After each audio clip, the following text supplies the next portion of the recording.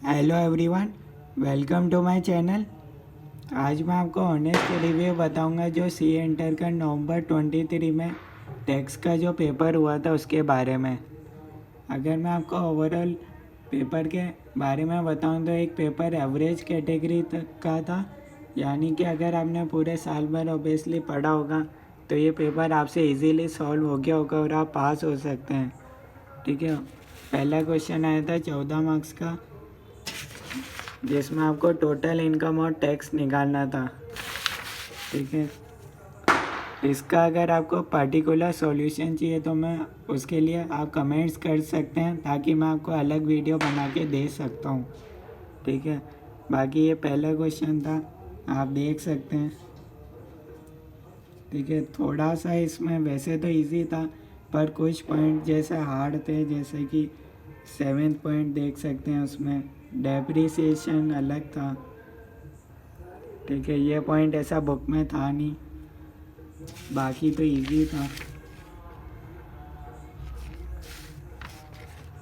और second question आया था, वो आया था डीम्ड इनकम, यानी कि ये चैप्टर नंबर 1 का ही था, जिन्होंने ध्यान से पढ़ा होगी बुक तो।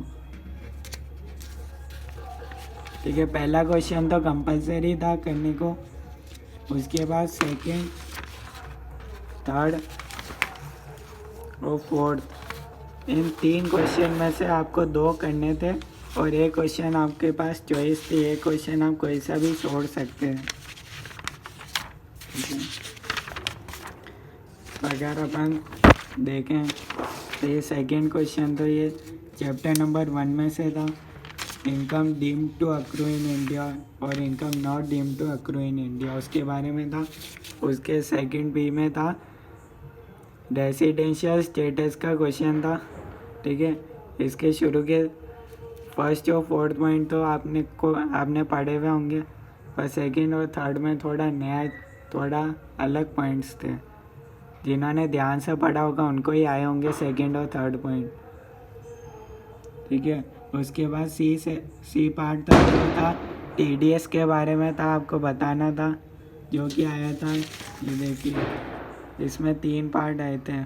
फर्स्ट पार्ट था 3 नंबर का, और ये सेकंड पार्ट 1 नंबर का, और थर्ड पार्ट 1। तो टोटल देखें तो 7 नंबर का टीडीएस का क्वेश्चन आया था। ठीक है, हर एग्ज़ाम में टीडीएस का आता ही है। और थर्ड क्वेश्चन में आया था कैपिटल गेन, आया था 4 नंबर का, और एक आया था सैलरी का 6 नंबर का क्वेश्चन। ठीक है, उसके बाद ये आपका आया था कौन से हेड में इनकम आएगी, सी पार्ट में, ये आपको बताना होगा। और फोर्थ क्वेश्चन में था आपको ग्रॉस टोटल इनकम निकालनी थी। ये आपने पढ़ा होगा सेट ऑफ लॉस और ब्रॉड फॉरवर्ड के बारे में, तो ये क्वेश्चन इजीली सॉल्व हो जाता है। और ये था डिडक्शंस वाला ATZ। और बाकी एक क्वेश्चन आया था TCS पे, और एक था टैक्स रिटर्न प्रिपेयर। इनमें से एक ही करना था, चॉइस थी। और उसके बाद आ जाता है GST का। ठीक है, अगर ये क्वेश्चन आपने पूरे ध्यान से पढ़ा होगा तो ये इजीली सॉल्व हो गया होगा, बस आपको कानून ध्यान से पढ़े होंगे तो ही आया होगा, वरना अगर एक भी पॉइंट गलत कर दिया तो लास्ट में तो गलत आना ही है। और वैल्यू ऑफ सप्लाई के बारे में आया था 6th क्वेश्चन, आप देख सकते हैं। और ये आया था सप्लाई है या नहीं, उसका बी पार्ट, 6th का बी पार्ट। और 7th का ए पार्ट था ई वे बिल को लेकर, और बी पार्ट था ई इनवॉइस को लेकर। अगर आपने ओवरऑल ध्यान से पढ़ा होगा GST को तो ये क्वेश्चन बहुत इजी थे, और अगर आपने थोड़ा भी ध्यान से नहीं पढ़ा तो ये आपको आए ही नहीं होंगे। ठीक है, ये सी पार्ट था।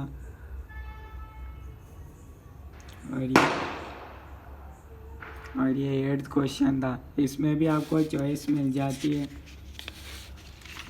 पहला क्वेश्चन तो जीएसटी का भी कंपलसरी होता है। क्वेश्चन नंबर 5 तो कंपलसरी होता है करना। उसके बाद 6, 7, 8 में से कोई भी 2 कर लो, 1 छोड़ दो।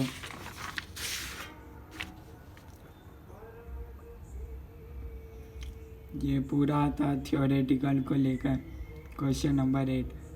तो ओवरऑल देखें तो पेपर तो थोड़ा एवरेज कैटेगरी का था। अगर आपने पढ़ा होगा तो बहुत इजी होगा, और आपने बिल्कुल नहीं पढ़ा होगा तो बहुत हार्ड लगा होगा। तो ये आप सॉल्व कर सकते हैं।